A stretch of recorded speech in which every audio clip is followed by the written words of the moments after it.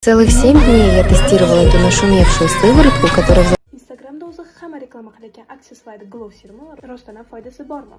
Birinchidan, men aksessuar ishlatganda 2 kundalik rezultat kutmaganman. Birinchi banchkani tugatganimdan keyin rezultat ko'rishni boshlaganman. Agar aksessuar rostdan ham foydali produkt bo'ladigan bo'lsa, kimdirlar kommentariyada yaxshilayapti, kimdirlar bo'lsa umuman foydasi demagan. Aksessuarga foydasi bor. Qachonki sizlar originalni ishlatsanglar.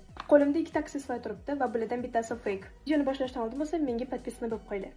Qo'limda aksessuar 100% original produkti turibdi. Aksessuarda aynan shu joyda vegan degan yozuv bo'ladi. Aynan shu yerda ko'ryapsizlar, vegan degan yozuv bor. Pod originalda bunaqa yozuv bo'lmaydi. Sizlar aksessuar sotib olayotganda qadog'iga e'tibor berishlar kerak bo'ladi. Va sizlarda iltimos uzun marketdan sotib olmanglar. Uzun marketda original produkt yo'q. E'tibor beradigan narsalar shu applikatori aynan shu joyi. Original aksessuarda aynan shu applikatorda shunaqa to'rtburchak bo'ladi. Fakeoviy variantida bo'lsa yumaloq bo'ladi. Aksessuarlarni olinglar. Applikatorni shu joyini olib, aynan shu joyga qaranglar.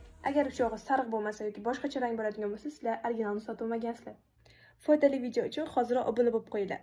Va albatta bu videodan keyin sizlarning aksessuarlar original yoki original emasligini kommentariyaga yozib qoldiringlar. Original aksessuar bo'lsa Bloomdan yoki ishonchli koreys magazindan sotib olinglar.